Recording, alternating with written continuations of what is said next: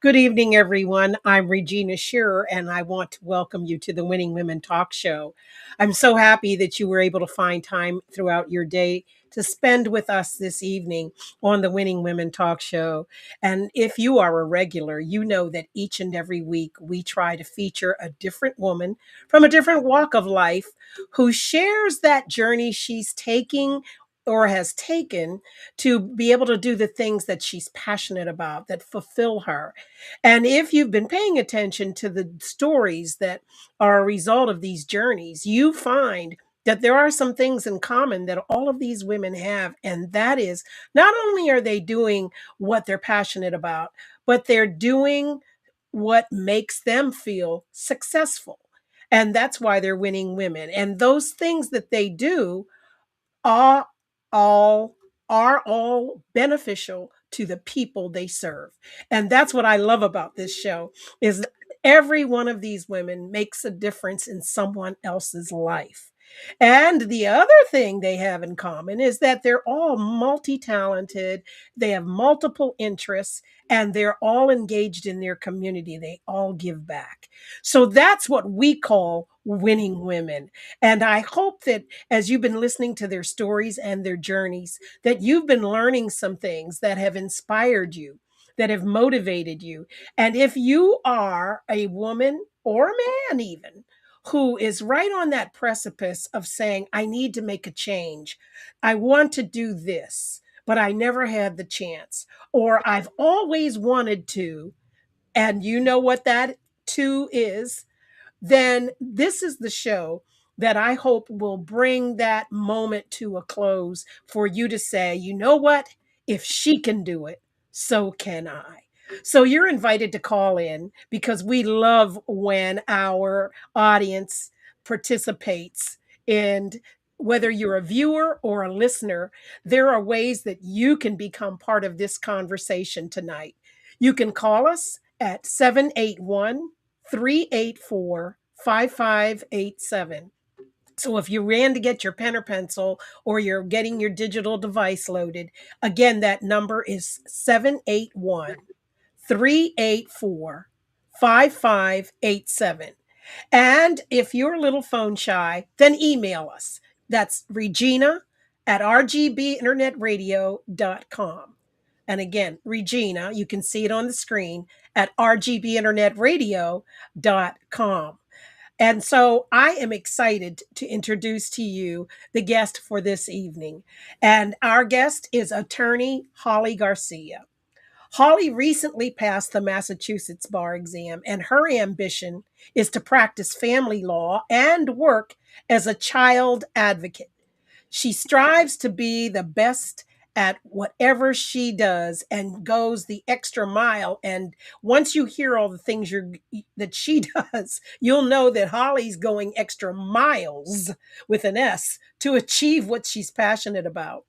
Her elementary and secondary education track record not only highlights her academic prowess, but also 14 years of perfect attendance. Is this a driven person or what? At 5 years old, Holly began I said five, that's right, 5 years old.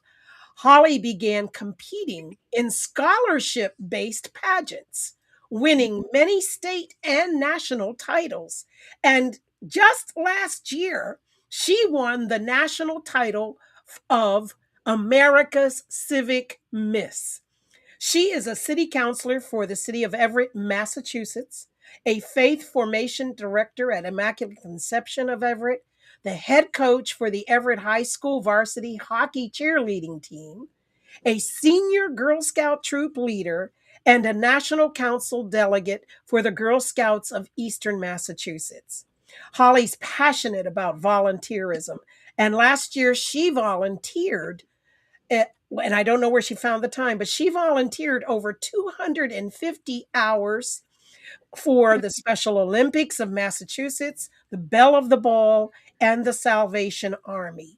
Her personal passion and her platform is overcoming addiction, and she constantly advocates for a world without addiction. And I'm with you, Holly, on that one. Her educational pursuits earned her a Bachelor of Science in Justice Studies with a concentration in law and legal justice, and a minor in psychology from Southern New Hampshire University, a master's in psychology from Southern New Hampshire University, and a Juris Doctor from the Massachusetts School of Law. She's a teacher, a therapist, a case coordinator, a third vice president of the E Club of Everett, chairperson of the Everett Youth Commission, a notary public, and so much more. We can't even tell it all. So let me just say, welcome, Holly, to the Winning Women Talk Show. Thank you for having me.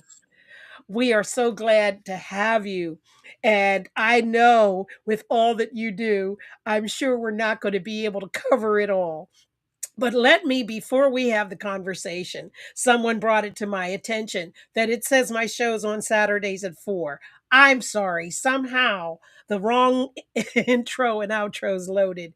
But we are on Thursday evenings at 7:30 p.m. So this isn't a repeat. This is a live broadcast.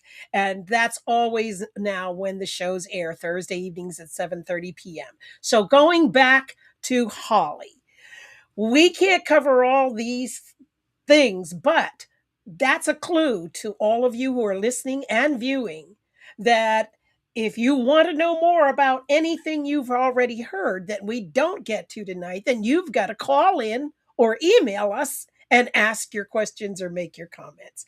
Holly, let's start off by saying, tell us about yourself. Yes, Okay. so just Oh, to are you yeah, able to hear me? we can hear you, but we can't see you anymore. Uh-oh. I can see myself. Okay. But we can hear you. Okay, perfect. So just to go back to the intro, because I know we had started with my attendance, and I always get the question 14 years. How is that possible? Did you stay back? No. I started in preschool. In my preschool, I started at age 3, and at the end of the year, I got my perfect attendance certificate, and I kept that drive going. So I had gone through school and continued all the way to senior year. Hmm. Um, so it only made sense. School and I kept going to school. So I was able to go on. I was the first generation college student, got my bachelor's, immediately started my master's at Southern New Hampshire University. They did offer a program to graduate people who were graduating with their bachelor's. You can start your master's. I started 2 weeks after walking at my commencement ceremony. And then I hopped right over to law school a few years after that. And that was always the goal. I wanted to be an attorney. Uh-huh. And for me, I, like I said, I was first generation college student, first generation in law. I do have family friends who have the background in that, and they were very supportive of it. But this was a goal I had when I was 9 years old. Okay. Can you see me now? No, we Oh, can't. Not yet. Holly, let me just ask, can you do this? Can you close out and come back in? Because I really would like the audience that's viewing to be able to see you. So we're going to hope that Holly will close out and then come back and join us again so that we can see her. But already you can tell by some of the things that she shared with us that she has been for a long time an active individual. And so it's no surprise based on the things that I shared with you about her. It is no surprise that there she is. It's no surprise. So I was just saying, as you already heard her talking, you can tell she's always been an active individual. So thanks. Welcome back, Holly. perfect. I'm happy that worked out. And I knew as soon as you turned it over to me, it reset, and I'm like, oh no. But I could see myself, so I thought we were good. Oh, Technology. yes, you can't live without it. So go ahead and continue your story. Yes. Yeah, so like I said, perfect attendance, that was what I was known for. And at that point, when I had started school. I got it through preschool, got it through kindergarten, got it through elementary. And then that's when I had moved from New Hampshire to Everett, Massachusetts. Very different atmosphere. I was in a small town. Before my school, they actually had a schoolhouse, which is still standing now as a library. So to Everett, it's a big city. It's very different. And on my first day of school in Everett, for whatever reason, they didn't have all of my paperwork. So they said, oh, go home and come back tomorrow. Well, that wasn't an option for me because I never missed a single day of school. So I sat in the front office for about 20 minutes until they found out what classroom I should go to, and they just shipped me off over into there. And the rest was history, and I just kept it up. So senior skip day, I was one of the only students still in school. No, wait a minute. I You seriously went to school on senior skip day? You I didn't. did. I ate with the custodians because I had no one to sit with at lunch. All of my friends were home or at the beach or whatever they did that day. It was not what I did. But that was an official day. I know, but no, I still go.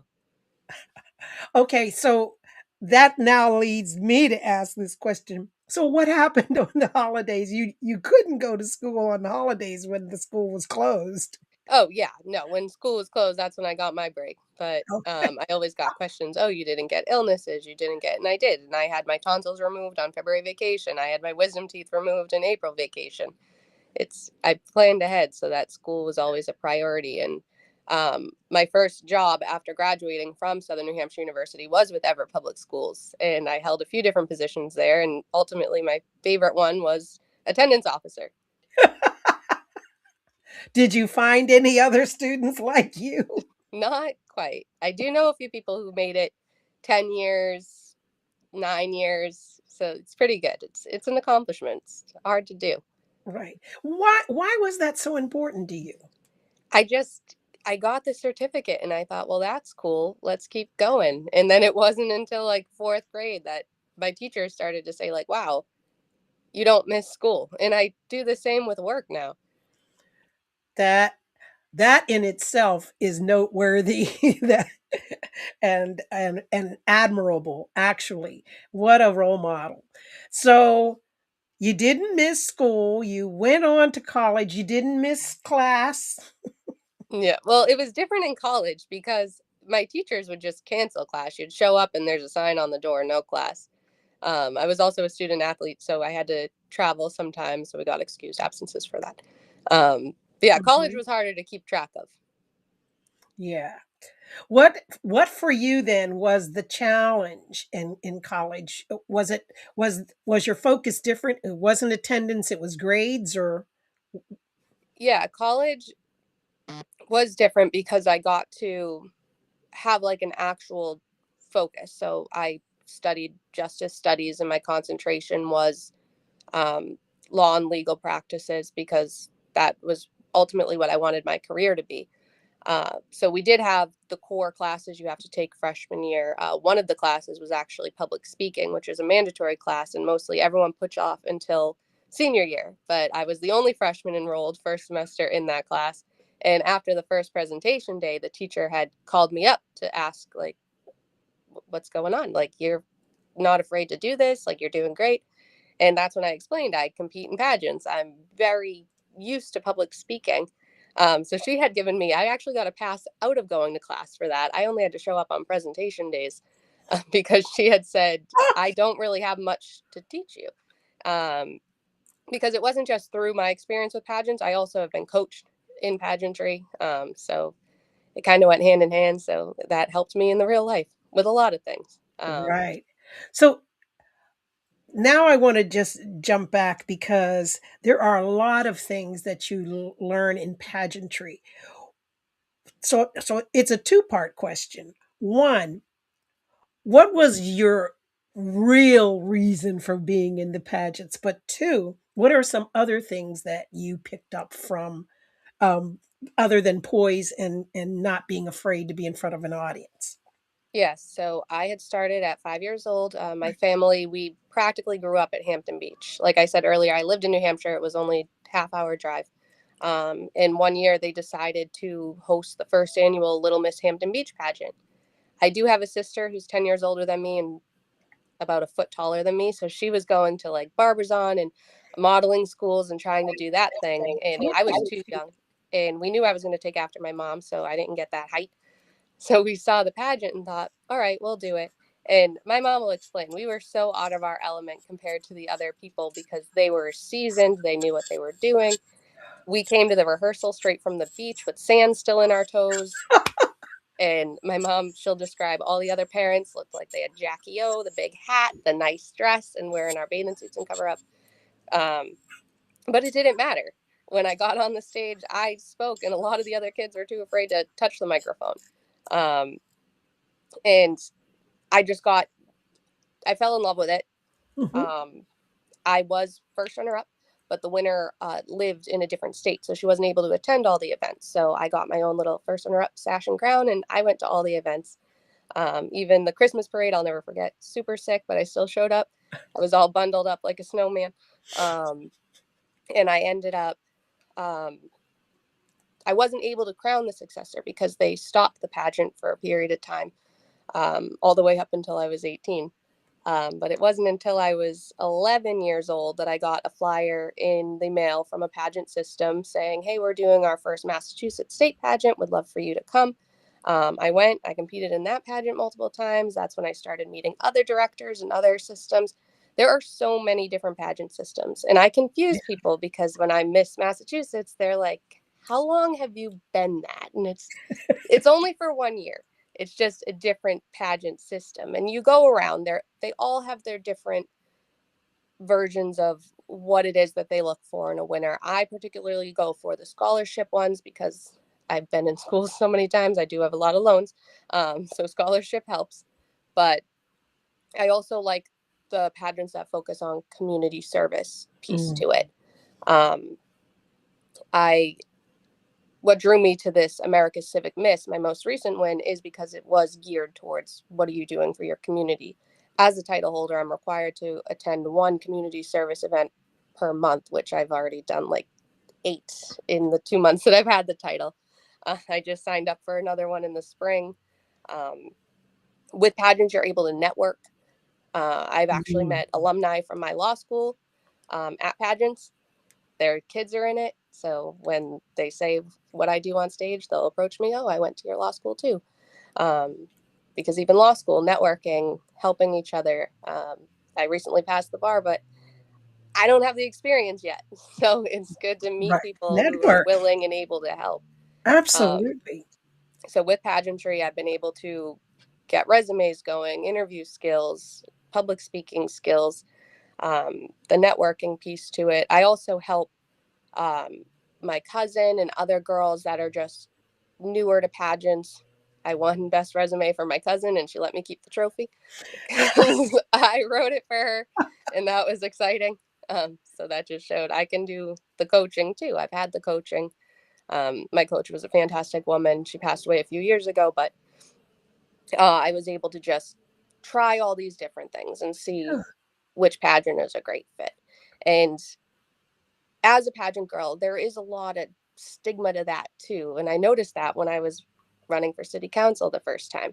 Someone actually said to me, well, I saw you do the Miss Massachusetts thing, so I didn't really like that. So I said, well, it's a lot more than what you might think it is. And I explained, this is what we do. Every pageant person has a platform. Mine is overcoming addiction. I do have a lot of friends and family who have either struggled or lost their lives due to substance misuse, Mhm. alcohol misuse.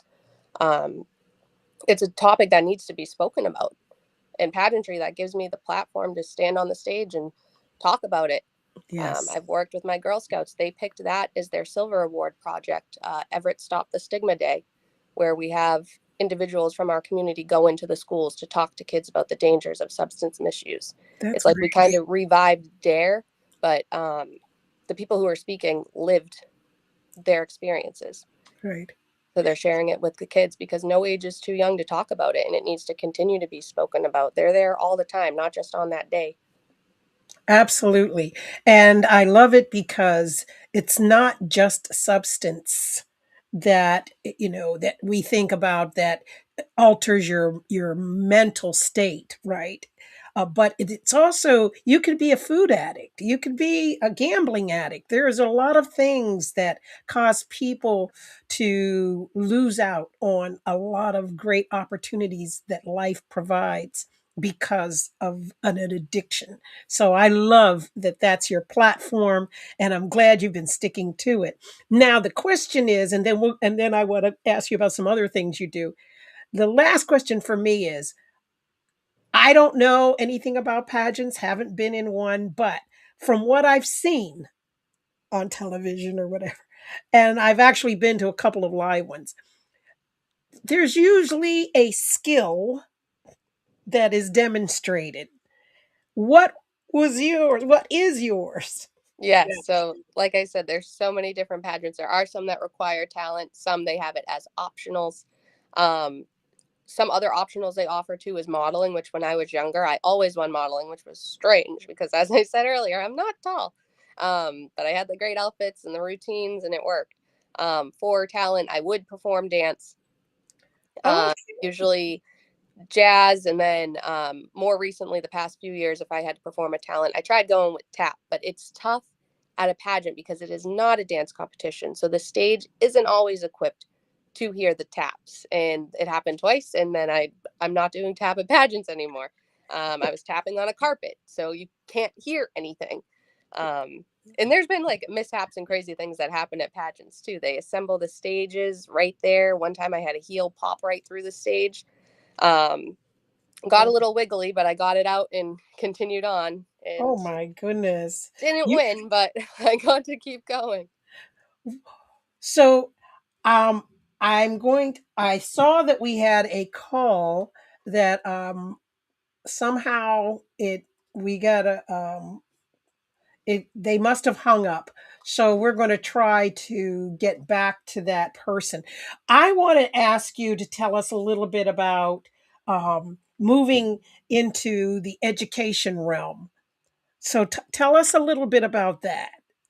Yeah, so since I was 9 years old, I knew I wanted to be a lawyer. That was the goal. That Mhm. stemmed from my parents' divorce. I was appointed a guardian ad litem who was my own attorney to sit there and decide what is my best interest, which parent should be with me. When I had graduated from Southern New Hampshire University, I was actually working for a pageant, the one that sent me the newsletter when I was 11. I was traveling up and down the East Coast. It was a great summer job. I did it for 2 years. That was my last year before entering the real world. And I didn't know what I was going to do. I didn't really have like a job lined up for after that. But when I had graduated high school, where I had all that perfect attendance, the superintendent had told me, you have a place in Everett. And so I knocked on his door and he said, wow, so that was quick. You're already out of college. And so I had started working in the schools and preschool. And I don't have kids of my own. I'm around kids all day, every day. So I love being with my students. So when I had started with preschool, it was very different. I didn't know what I was doing with the little guys, but I loved it. And every year just progressed and got better and better. This past school year, I'm a support specialist now. So I go into all different grades. Last year, I helped with their reading skills. This year, it's math. So I'm mostly elementary school, especially now that I'm doing the math because the middle school starts to get really complicated. Um, and it's just great. Every grade is different. The first graders, they're still like the little kindergarten babies, just a little bit bigger. As they get older, sometimes they don't really care to be sitting in the back of the room with you doing their extra assignments, but it's all about a level of respect. I even worked last year at the current district I'm at. They have a graduation academy for seniors to earn extra credits towards their grades so that they can still graduate on time. And that was great. And those, you could really tell that I'm used to working with the younger kids as opposed to the older ones because I was like kind of sympathetic towards them, but they still drove me crazy at times when they'd text me on the little remind app that we use to communicate to tell me, hey, I'm going to be late. Do you want anything from Dunkin' Donuts? No, I want you to be on time. Come to school. It's like they forget I'm not their friend, even though they all think I'm the same age as them, but I'm not. I am older. They, I'm yeah, like, that but that says a lot. They respect you. They like being around you because otherwise that wouldn't be the case, right? So yeah. So, okay, now I listed a couple of other things too. Therapist, Yes, so I case was a coordinator. behavioral therapist, and Yes. that was something I had started, I think it was my second or third year while I was working for Ever Public Schools with the preschoolers, because I was in ASD classrooms working with children with autism spectrum, Down syndrome, and that's when I had started my master's in psychology. Um, and the concentration for that was adolescent developmental psychology. So I did take a registered behavioral tech course. Um, Mm-hmm. it was offered as professional development through the school system, but I was also able to add that towards my master's degree. Um, so then I had started working as that, which to me, that is my favorite piece of working in um, the school systems is being more of a support role where I'm working one on one with a kid or in Right. small groups. Yeah. Um, because most of the times the kids that I'm working with, it's maybe they are on IEP, but currently they are not. It's just they need the extra help, they need the extra support. Right. So I'm able to help them. And usually, when we first start meeting, sometimes depending on the age, they aren't too happy to be with me. But I sit there and I'm encouraging and I'm helping them and I'm showing them they're doing great because they can get discouraged very easily. I even saw that earlier in the week. We had 2 week vacation, so a little dusty up here. Some of the guys, they're still getting back in the routine. So, and one of my students just kept getting so frustrated, and I said, no, it's you're Oh, trying to race the other students to finish first. It doesn't matter whether you finish first, it matters if you get yeah. them right. So let's take our time. Oh, Um, so in that type of role, it's just me and the student sitting one on one, because kids do need that. yeah. And they connect better that way too, that one on one. There, we have an email, and I want to just say we'd love to hear from you. Our phone lines are open. Um, I know for a while they weren't, but they are up and running, so you can participate in this. Again, we want you to know you can call 781-384-5587, or you can email me, Regina at rgbinternetradio.com. The question for that I have, Holly, is it says, "Good evening, Holly. I love how you're involved in so many organizations and are part of many meaningful events. What is your secret to keeping enough energy to do all of it? How do you work your full time job and have the time? I'd love to know so I can plan to do more." Yes, and that's one key thing that I do love about working for the school systems are the hours. I do get out earlier, so I can kind of cookie cutter place everything I need to where it is. Yes. But time management, this is something I grew up with. So when I had lived in New Hampshire, as I said, it was quieter. There wasn't too much to do. And if it was because my mother started it. She was my Girl Scout leader. She had me get to dance class. She had me do all these things. But when I came to Everett, the opportunity really expanded on youth activities. And that's still very true today.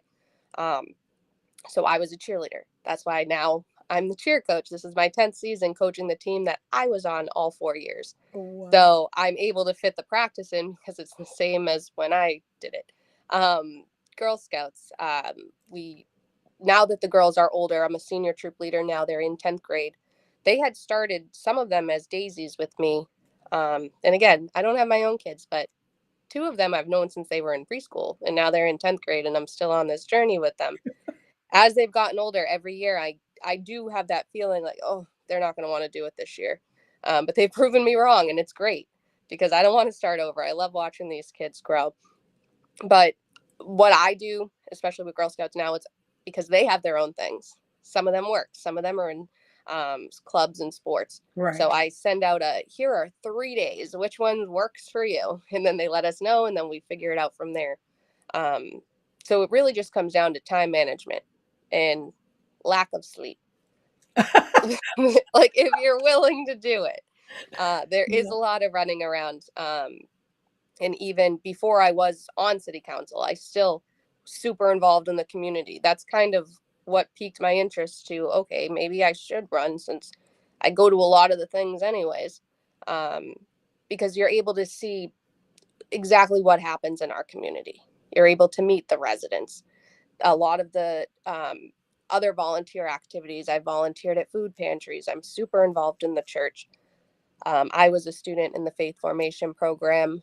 My friend's mother, she was the director where I am now. Mhm. She had passed away about 10 years ago.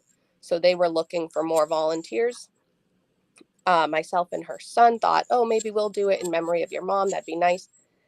I signed up and he didn't. So now I'm doing it in memory of his mother. And I was there for a few years. And during COVID, I was more tech savvy than others. So Mhm. I was pulled on to be the director role because I was teaching all 10 classes on Zoom. So that was a Sundays are easier to work around with the events. So Right. Yeah. Sunday it was okay. So younger grades at 10, older grades at 12.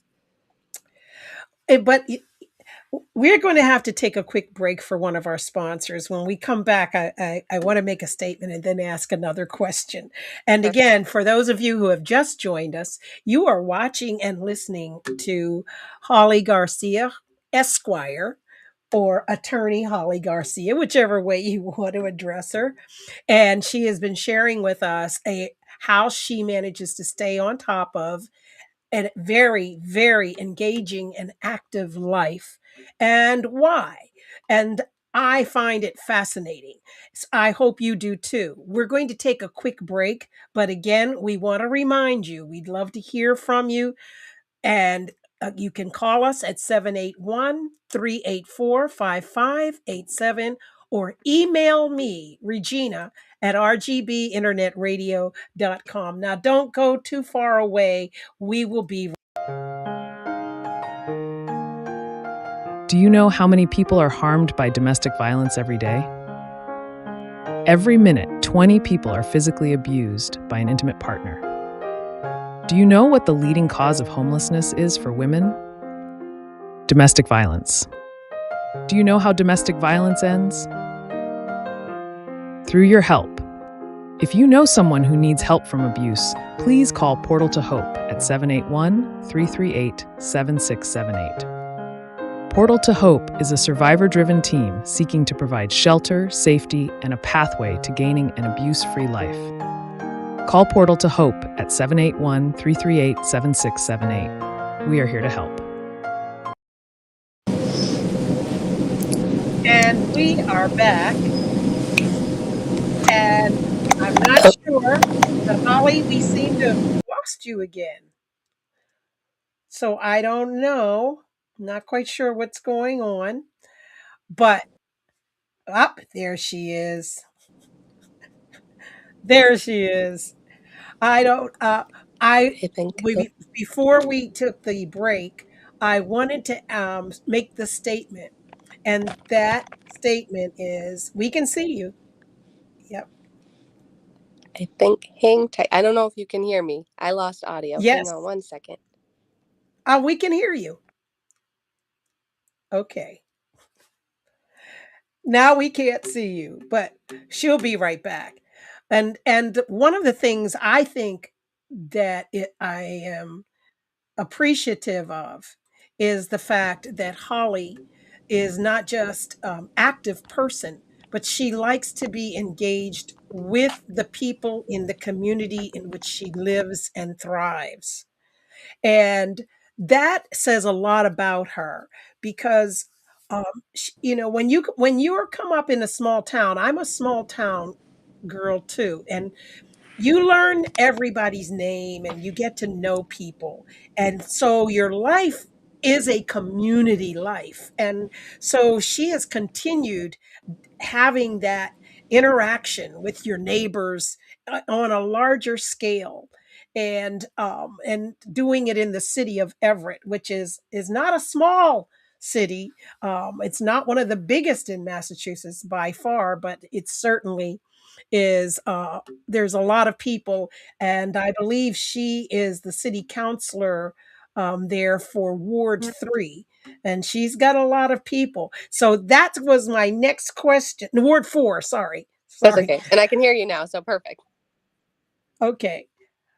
So tell me how you just got reelected to city council. How how much work did you have to do to get back in? Yes. So I feel like I was able to do a lot of work while in. So I had first run back in 2023. I did have a primary. I was one of the few wards that actually had a primary. Um, and where I am running for a ward, that means only people in this specific area can even vote for me. It's not citywide. Um, so at first, where I do so much in Everett, I thought, well, that'll be easy. I'm very involved. People know who I am. But that wasn't necessarily the case. Unless they're actively involved too, they wouldn't know. Um, so my first run, I went door to door, made the phone calls, held the signs, did all of that. Same thing happened, or I'm sorry, I first ran in 2021. It was 2023 when I had run again and then got elected. Right. And I take the position very seriously. I treated it as a full-time job in the very beginning. This was, and I still do. I give 110% to every job, but right in the beginning, I wanted to learn, what am I doing? How do I do this? We do have meetings twice a month, but there's special meetings, there's committee meetings, there's more than that. Um, but some resident issues, it's something that needs to be addressed quickly. So I learned the ropes. I learned who the department heads are. I spoke with them all. I got that connection going so that in the event I get a question, and most of the time now I do know the answer, but at first I didn't. So it was a lot of working together. Uh, so this past election season, I did the same thing. I did the door to doors. I only held the signs one time because the last time when I had held signs, it would either be like 1,000 degrees or pouring rain. So I picked one day. Thankfully, it was perfect weather. Got about 20 people out, and that was all we needed. But it's just, I think the people who have reached out to me and I've been able to help, they remember, they know. Most of the time, I'll get one question, and then a month later, I'll get a different question. It's funny, as soon as both times, right after the election, I'll have people reach out to me kind of to see, like, okay, what are you going to do? And I'm able to do it. And I respond immediately, which people think is crazy Yes. because it doesn't matter what time of night. Like I said, I'm sleep deprived most times. So if someone emails me at midnight, I'll send them a thank you. I'll look into this, or I'll get an answer, because most of the time too, some of the questions, it's not something specifically city council can do. It's someone needs their tree trimmed. So I'll reach out to the arborist. I'll get the address on the list and they'll go take care of it. Here in Everett, we do have the 311 phone system, which is fantastic. Anytime you need uh, questions answered or help relating to City Hall, you call 311. I call 311 at these times when I'm still kind of stumped on, okay, what is this? Or who should I contact for this? You call 311. We have a caller that is in our studio now waiting to talk to you. So let me take this call. Okay. Good evening, caller. Welcome to the Winning Women Talk Show. You are on the air. Good evening, Dr. Good evening, Holly. How are you? Holly, I have a question for you. I love your energy, and I hope to be as active as you. I don't know that I could handle not sleeping as much. That's something I need to do right now, but if I ever get my energy up, I'll try to follow your lead some. I did want to ask, with you becoming an attorney, did you have a specific goal in mind for becoming an attorney? I know I heard you say earlier that, since I think you said you're 9 years old, it was a dream of yours. But does becoming an attorney mean that it helps you fulfill your need to, say, help others or advocate for others? Is it something you just wanted to achieve personally?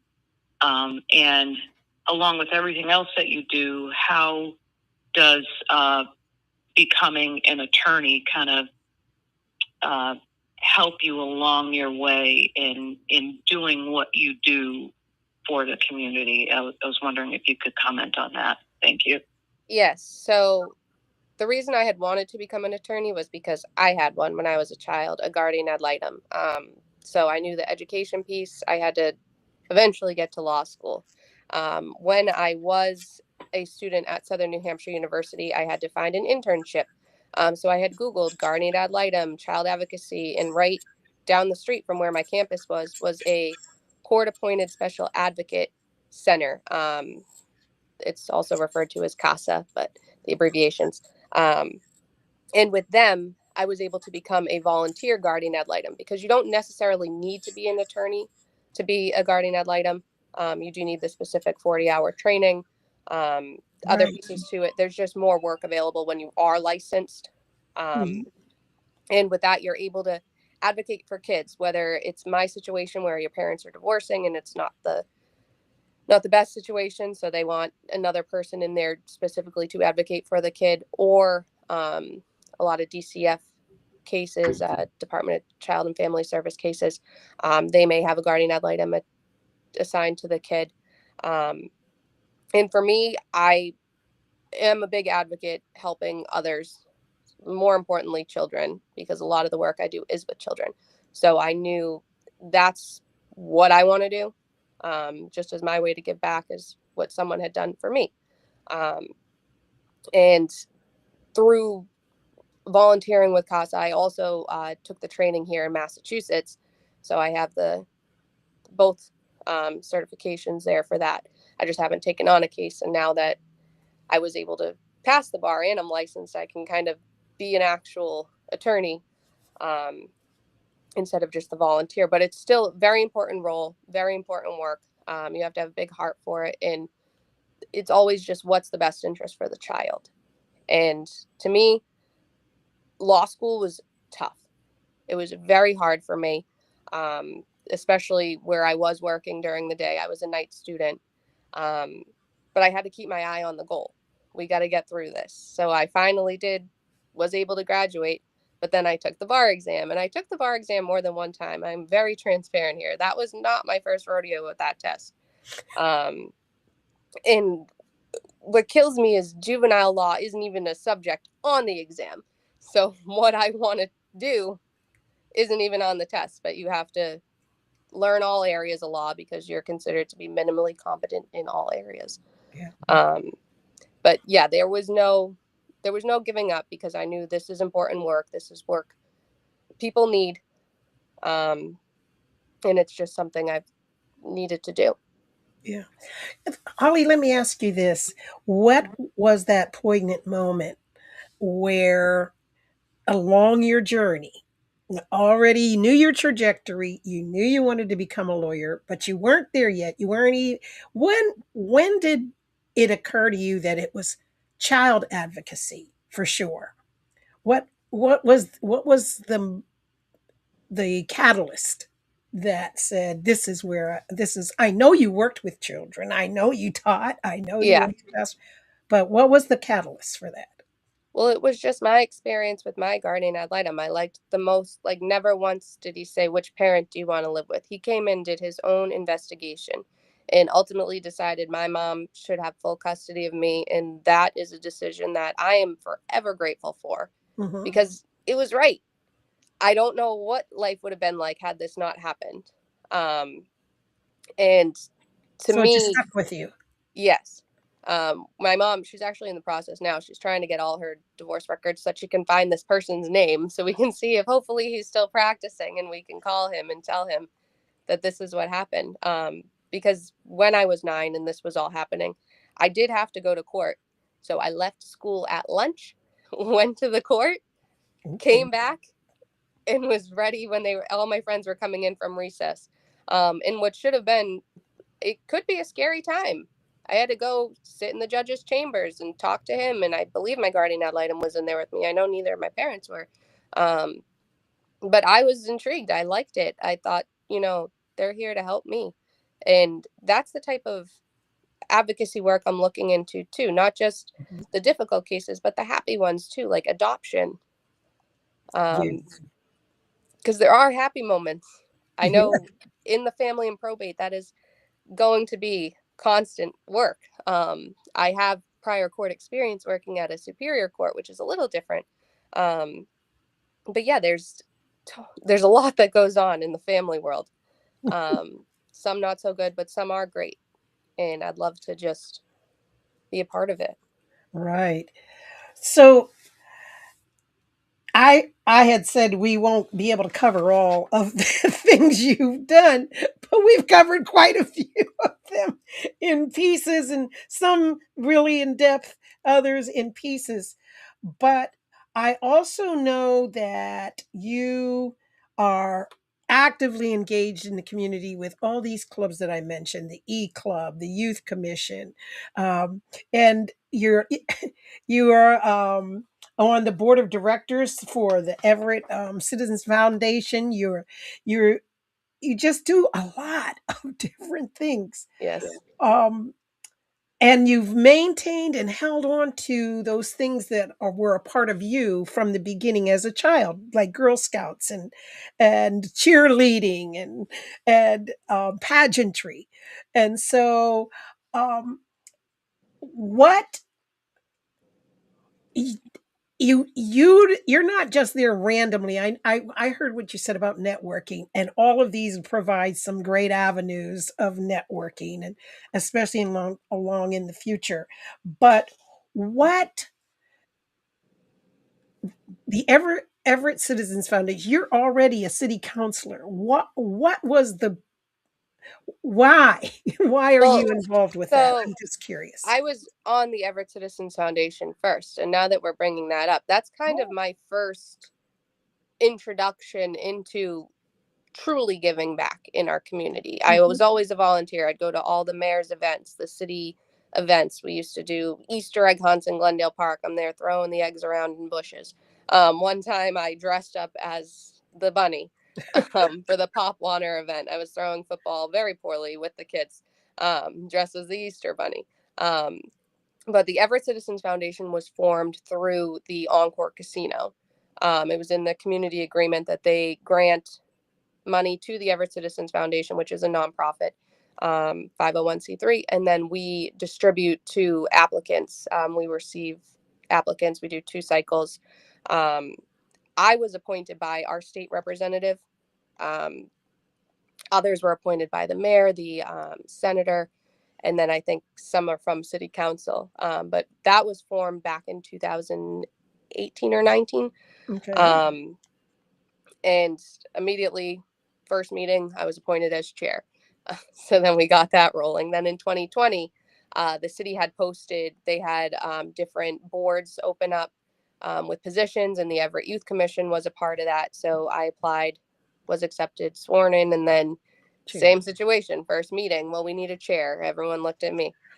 Both organizations are volunteer positions. 99% of what I do is volunteer. The 1% being work. um, Right. but those were two meaningful causes to me because through the Everett Citizens Foundation, I'm able to see all these different organizations and programs that benefit our residents. They don't necessarily have to be Everett run, but they have to serve Everett. Um, and even outside communities, I'm involved with an overcoming addiction group. Um, a recovery center is right over the border, right next door, but they help Everett residents. Hmm. Um, so to me, it doesn't matter where you go. Everyone knows Everett. Right. Some people might confuse it for Everett, Washington. I actually do get emails and Yeah. Facebook messages from people in Everett, Washington with complaints that I still respond to. They have a very fully functioning website. So I'm able to say, hi, I'm actually from Massachusetts, but try this number. This looks like it might be your city hall. Instead of just ignoring them because no, they are wrong. I have no say in what's going on over there. Yes. And a lot of the time it's to complain about prices and everything else. So I'm like, unfortunately, that's a nationwide thing. We're all dealing with that.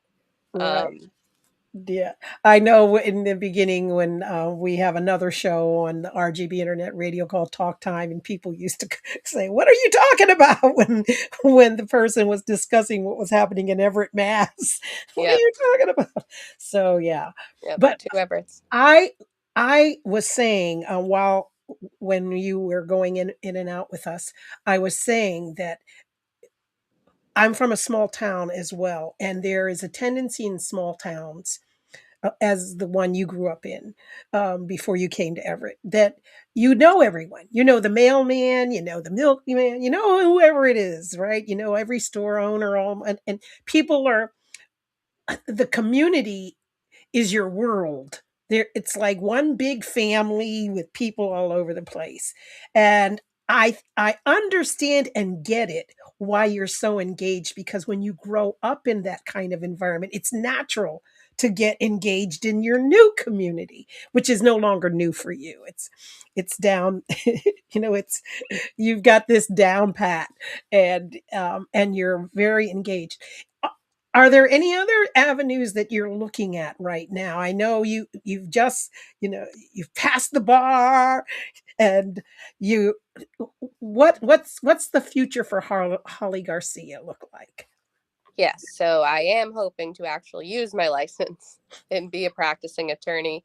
Technically, I could just open my own firm right now, but I'm not going to do that. I really want to get the experience going. So I'm Mhm. looking around into seeing, hopefully, to start the end of the school year, finish off with my students, to kind of get somewhere in the family probate world. Um, there's that. There's trial advocacy. There's a whole bunch of different avenues that I could be going with, Mhm. but I want to stick to what it is. I'm definitely not Good. going to be the big law making billionaire. That is for sure. I'm going to be like the pro bono volunteer, but I want to start using what I worked extremely hard for and waited all these years for. Yes. And we can appreciate and understand that. I also wanted you to know that our caller, she hung up so she could listen. Many times, because this is on, people are watching this on YouTube or Facebook Live, there's a time lapse Mm. between what's said. And so you can't listen on the phone and look at the picture and get it. So she hung up, but she wanted to thank you for responding to her question. And she said, please let her understand that I hung up for the reason that I wanted to hear her response. No, that is so good. And like an additional message with that too, where I was saying how I was a night student, it's not too late to ever do something that you decide you want to do, whether it was a lifelong goal or you're just thinking about it. Um, I was in law school. There were people my parents' age that were in there with me. Some have no intention on actually practicing. They just want to better their education. And there's nothing wrong with that. The Nothing. reason I did my master's in psychology was because that was my minor. Um, and originally I was going to do the justice studies master's, but it was essentially the same courses that I took in bachelor's. I was just going to be getting a master's certificate. So I said, I don't want to do that. I want to expand my knowledge. So going the psych route was good.